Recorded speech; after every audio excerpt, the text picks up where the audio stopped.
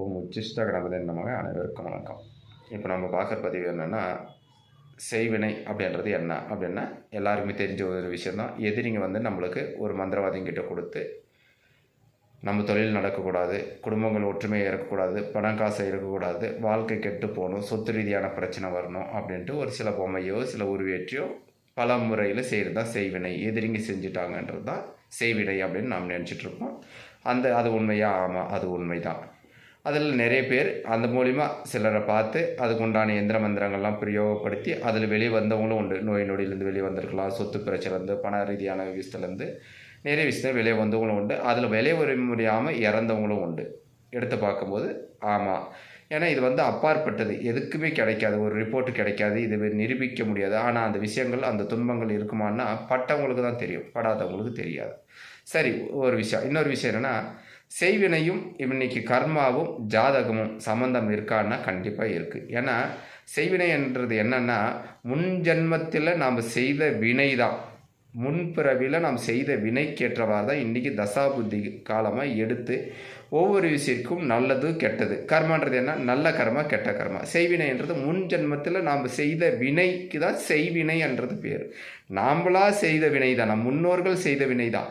அதில் தான் 1ஆம் பாவம், 2ஆம் பாவம், 3ஆம் பாவன சகோதரன், 4ஆம் பாவன தாய், 9ஆம் பாவன தந்தை, இப்படி நம்ம கூட பிறந்தவங்கன்னா, இப்போ நம்ம ஜாதகம்னா நம்ம கூட பிறந்த அண்ணா 11ஆம் பாவம், தம்பி அண்ணா 3ஆம் பாவம், இப்படி ஒவ்வொன்றுத்துக்கும் உறவு இருக்குது. சரியா? 7ஆம் பாவம்னா மனைவி, 7ஆம் பாவத்திற்கு அவங்க தாய் என்ன 10ஆம் பாவம், அப்படி ஒவ்வொரு பாவமும் அதில் இருக்குது. அப்படின்னா என்ன? ஒவ்வொருத்தருக்கும் பாருங்கள், ஒரு வித்தியாசமான பிரச்சனைகள் இருக்கும், வித்தியாசமான விஷயங்கள் நடந்துட்டுருக்கும். ஒவ்வொருத்தருக்கும் ஒவ்வொரு விஷயமா.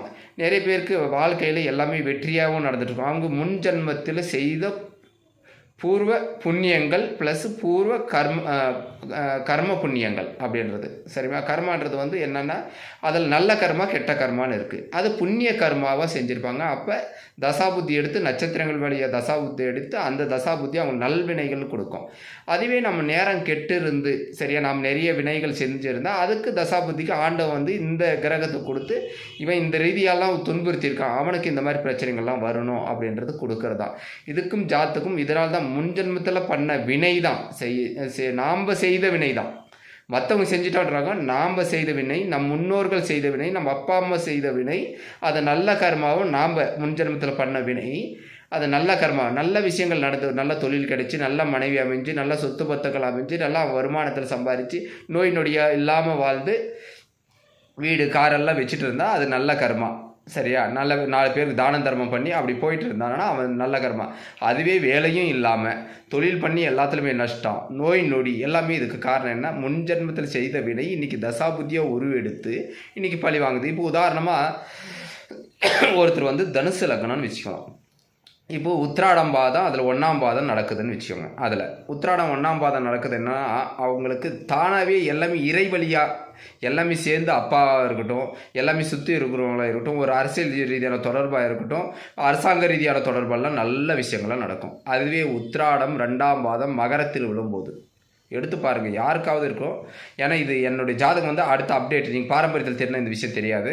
சரியா? அடுத்த அப்டேட்டில் நம்ம தேடும்போது தான் தெரியும். அதே உத்திராடம் 2ஆம் பாதம்னும் போது எப்போ இவருக்கு அரசியல் ரீதியாக ஒரு நல்ல தொடர்போ, ஒரு அரசாங்கத்திலே ஒரு நல்ல ஒரு பதவியோ எல்லாமே கொடுத்தாங்க. ஆனால் 2ஆம் பாதம் என்ன தெரியுமா? கொடுத்ததில் தண்டனை அப்படின்றது.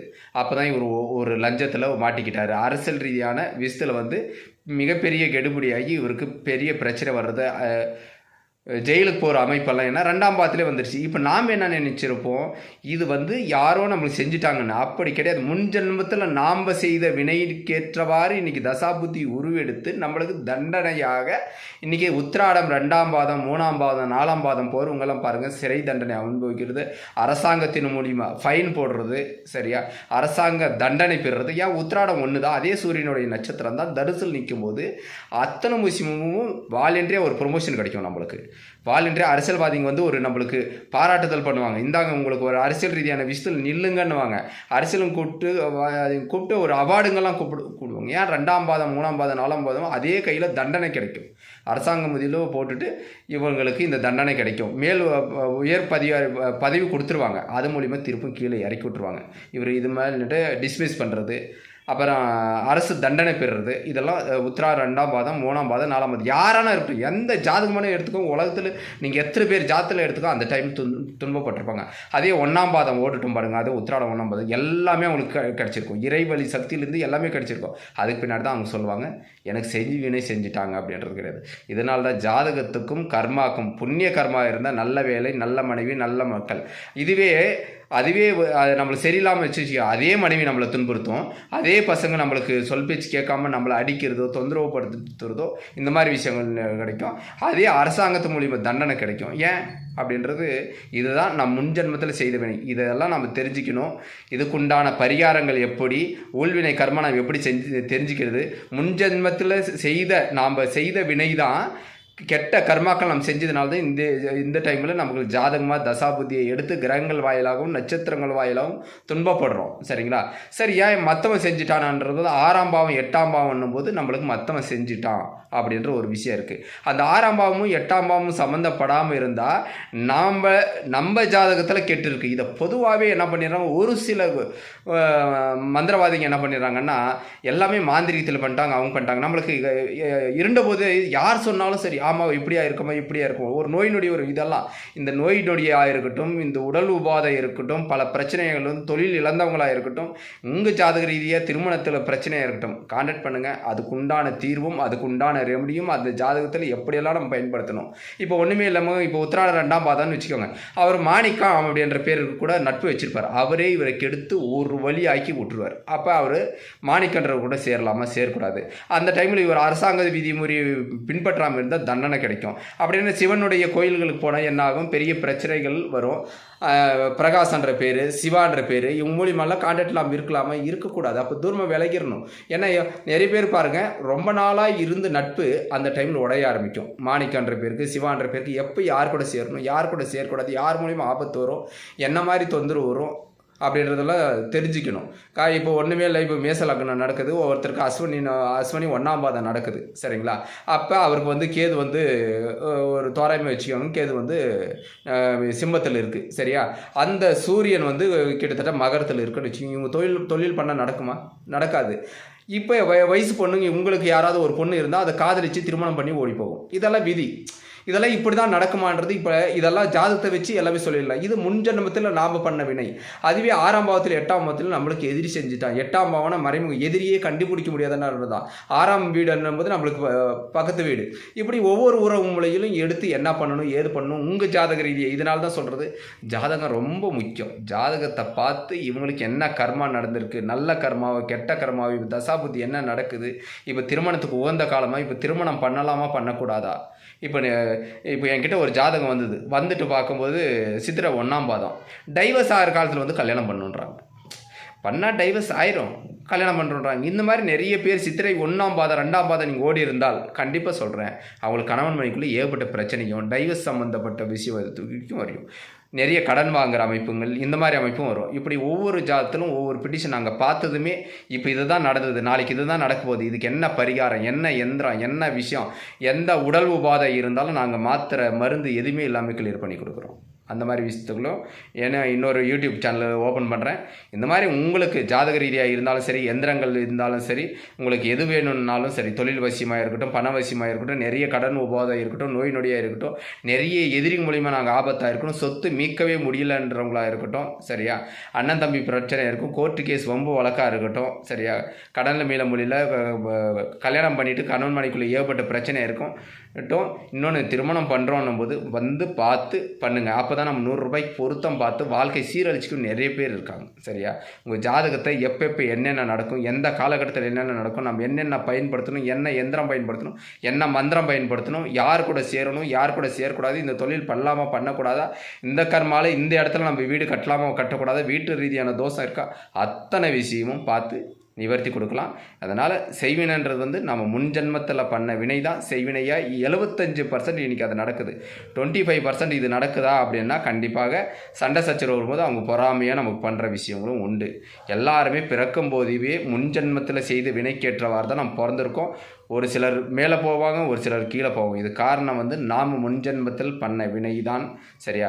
இதை கிளியர் பண்ணுறது எப்படி, இதை எப்படி நம்ம இதிலேருந்து தப்பிச்சிக்கலாம் அப்படின்றதெல்லாம் என்னை கான்டாக்ட் பண்ணுங்கள். உங்கள் ஜாதக ரீதியாக உங்களுக்கு உள்கர்ம கர்மம் முன்ஜென்மத்துக்கு முன்னாடி என்ன நடந்தது, இதுக்கு முன்னே என்ன நடந்தது, இப்போ என்ன நடக்குது, நாளைக்கு என்ன நடக்க போகுது, இதுக்கு என்ன பரிகாரம் பண்ணால் நாம் தப்பிச்சுக்கலாம். நிறைய பேர் கண்ண மூடி பண்ணிட்டு தான் தொழில் பண்ணுவாங்க. 10 லட்சம் 20 லட்சம் 30 லட்சம் 50 லட்சம் கோடிக்கணக்காக இழந்தவங்களும் உண்டு. சரியில்லாத டைமில் திருமணம் பண்ணிவிட்டு டைவர்ஸ் வரைக்கும் போய் அடிபட்டவங்களும் உண்டு. சரியில்லாத டைமில் குழந்தை பிறக்கும். இவங்களுக்கு ஜாத்தில் எப்படி குழந்தை பிறக்கும் அப்படின்றதும் தெரியும். பார்ட்னர் மூலிமா நான் கெட்டுட்டன்றவங்களும் உண்டு. நிறைய அரசியல் ரீதியான தண்டனை பெற்று உள்ளே இருக்கிறவங்களும் உண்டு. நோய் நொடி மூலிமா நிறைய உடலெல்லாம் கெட்டு அதுக்கெல்லாம் மருந்து மாத்திரை இல்லாமல் நாங்கள் கிளியர் பண்ணி கொடுக்குறோம்.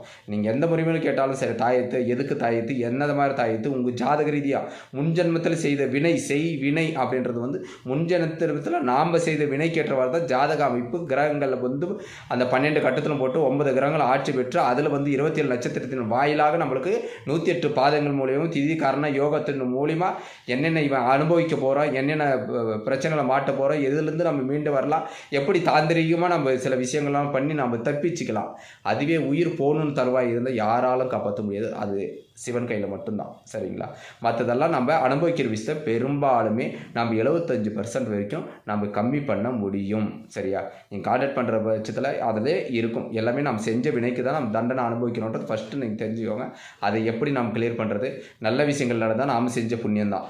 அதில் கெட்ட விஷயங்கள் நடிச்சிருந்தாலும் நாம் செஞ்ச கர்மாக்களின் விளைவாக தான் அதுதான் செய்வினை அப்படின்றது. சரிங்களா? அது மூலிமா நம்ம எப்படி கிளியர் பண்ணிக்கிறது இதிலே இருக்குது. மற்றவங்க பண்ணி நம்மளை அழிக்கிற விஷயமும் இருக்குது. அது ஜாதகத்தை ரீதியாக கண்டுக்கலாம். சரியா? எல்லாமே பின்ட்டுமாக கொடுத்து அதுக்குள்ள பரிகாரங்கள் இது மாதிரி யாராவது நீங்கள் பாதிப்பில் இருந்தாலும் சரி, எந்த ஒரு விஷயம் பண்ணாலும் என்னை கான்டாக்ட் பண்ணுங்கள். அதுக்கு உண்டான பரிகாரம் கொடுக்கும்போது நீங்களே பிரமிப்பீங்க. நீங்கள் இப்போ இதெல்லாம் பயன்படுத்திட்டு இருக்கீங்களான்னு கேட்பேன். ஆனால் ஆகாத பொருள் நம்ம பயன்படுத்திட்டு இருக்கோம். உத்திராடம் வந்து நான் தான் சொன்ன மாதிரி மகரத்துலேருந்து 2ஆம் பாதத்தில் நம்மளுக்கு உத்திராட நட்சத்திரம் நடக்கும்போது நாம் கிட்டத்தட்ட இப்போ அந்த சிவன் பேரில் வச்சுன்னுக்கிறதெல்லாம் பேர் இருந்தாலும் சரி, மாணிக்கமாக இருக்கட்டும், பிரகாஷாக இருக்கட்டும், அந்த இன்னும் சில நிறைய பேருங்க இருக்குது. சொல்ல போனால் நிறைய பேர் இருக்குது. அந்த பேரில் இருக்கிறவங்களாம் நம்மளுக்கு பிரச்சனை கொடுப்பாங்க. அப்போ நம்ம அவங்கள விட்டு விலகி இருக்கிறது நல்லது. அவங்க தான் நம்ம கூட இருந்து துரோகம் பண்ணுவாங்க. ஆனால் இதெல்லாம் எதில் கண்டுபிடிக்கலாம், உங்கள் ஜாதக ரீதியாக கண்டுபிடிச்சிடலாம். அப்படின்னும்போது நீங்கள் கான்டாக்ட் பண்ணுங்கள். உங்களுக்கு ஒரு ஒளிவயமான விஷயத்தை வந்து உருவாக்கலாம்.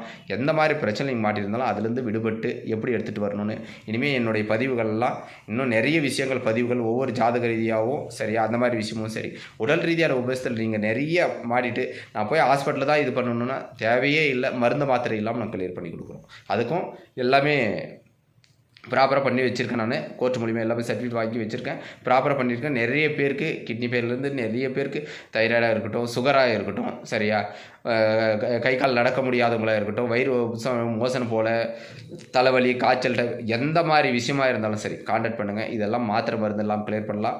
எந்திரங்கள் விஷயத்தில் நிறைய கடன் பிரச்சனையாக இருக்க, நிறைய இதில் போக முடியல, எங்கள் வீட்டில் ஏதோ சவுண்டு கேட்குது, அமானுஷ்யமான விஷயங்கள் இருக்குது இப்படின்றவங்களும் சரி, சரியா, தொழிலில் முன்னேற முடியாது, தொழில் நஷ்டம், இதுலேருந்து நம்ம எப்படி இது பண்ணுறது, திருமணத்தில் எல்லாம் பிரச்சனை, இந்த மாதிரி எந்த தொந்தரவாக இருந்தாலும் நீங்கள் என்னை கான்டாக்ட் பண்ணுங்கள். உங்களுக்கு அதுக்குண்டான எந்திரங்களும் அதுக்குண்டான மந்திரங்களும் சரியா நீங்கள் எப்படி பயன்படுத்தணும், யார் யார் உங்களை கெடுத்துவா, இந்த டைமில் எப்படி எப்படி நடந்துக்கணும், என்னென்ன பண்ணணும், என்னென்ன பண்ணக்கூடாது அப்படின்றது கொடுத்து உங்கள் வாழ்க்கையில் நீங்கள் வசந்தம் அடையலாம்.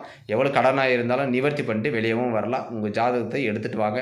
எனக்கு ஜாதகமே இல்லையா, எப்படி நான் கண்டுபிடிக்கிறது, இப்போ பூர்வ முன்ஜென்ம கர்ம வினையெல்லாம் கண்டுபிடிக்குமானா எதுவுமே வேண்டாம். நீங்கள் வாங்க, நீங்கள் வெத்தலை பாக்கு எடுத்துகிட்டு உங்கள் குலதெய்வத்தை மட்டும் வேடிட்டு வாங்க.